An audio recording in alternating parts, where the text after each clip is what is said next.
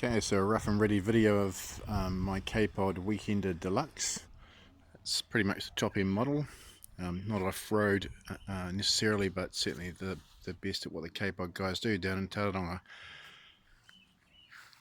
It has all of the Deluxe Weekender features, from the front to back, the twin solar panels, what's not normally standard is the 2-lay bike rack, an extra that got put on, which has been invaluable. It's in perfect condition in terms of the running gear and tow hitch, 1 7/8 tow hitch. It's got the standard locker at the front, which houses the 2 awnings which come with the Deluxe, which can fit over the doors or over the kitchen. Easy pull handles on the side. Deluxe has 2 doors, which is fantastic for ventilation. I've found that invaluable too.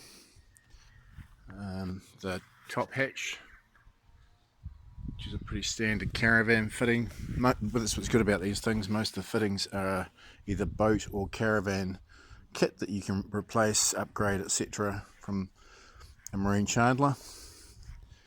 The good old kitchen, the galley.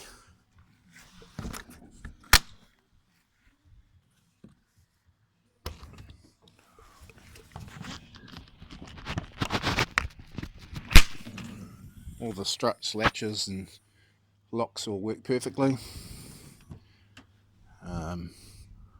6 litre hot water heater. I've screwed a few extra bits and pieces on, like the knife holder here, the soap holder.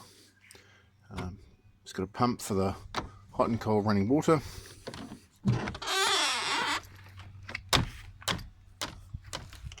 Awesome storage underneath the kitchen with the little 12-volt fridge tucked in there as well. I normally mount a gas cylinder up in here, and yeah, just all the comforts of home really. The 12-volt battery. I carry some emergency lighting. There's a 240-volt socket in there as well at the rear. Yeah, what can I say? It works perfectly. Everything's in pretty good order on the outside. There are a few nicks and scuffs. There's just a slight lifting of the vinyl wrap over there, but generally speaking it's in great order. It's got the drop down table which holds 30 kilos of gin and tonic or scotch and dry, whatever you want. It has the waste pipe down the bottom there. I think it's 40 odd litres of fresh water, and then a grey water catch. The caravan plug on the side there as well. The other door, because of the twin skin, I've never found it hot or cold. It's always been just about right actually. I towed it up from Wellington, stopped at Teardrop on the night of the Kpod earthquake, about 3 degrees, and I was toasty warm in there. And in the summer with the ventilation options, it's really good.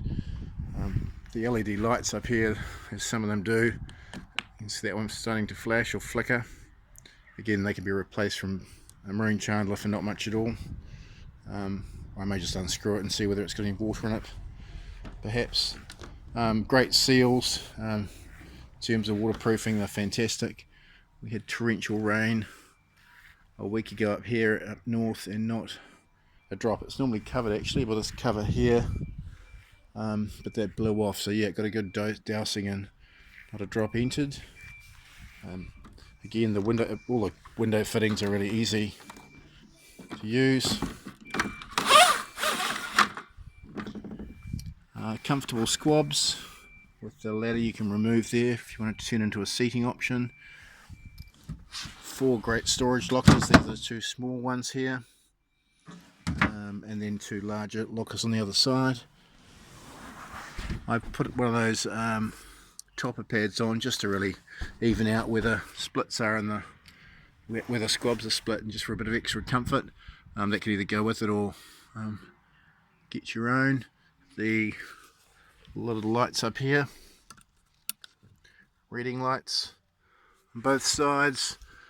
These little touch LED lights up here, really bright. I think they've got covers somewhere.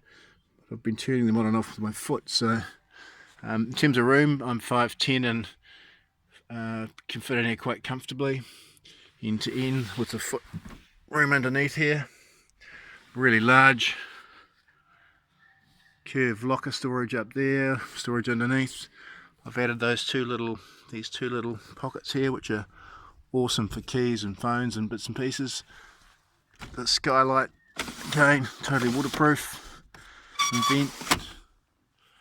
Really nice upholstery.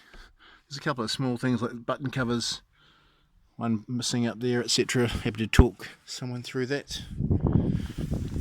The power switches underneath. I've added some small things like a little towel rack there.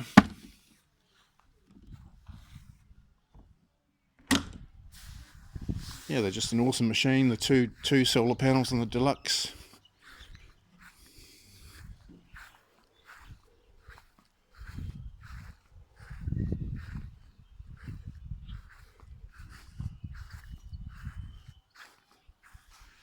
What I love about them, because a standard sort of 8x4 trailer frame, they track perfectly behind a small or medium-sized vehicle. I've been towing it with a 2-litre diesel, and you really wouldn't know it's there. And of course, you know, all the camping stuff that it's normally full of, which is extra tables, chairs, awning, etc. That means it literally was sitting in the garage, all covered, ready to go. Just hook it up and go within half an hour, not the usual drama and packing up.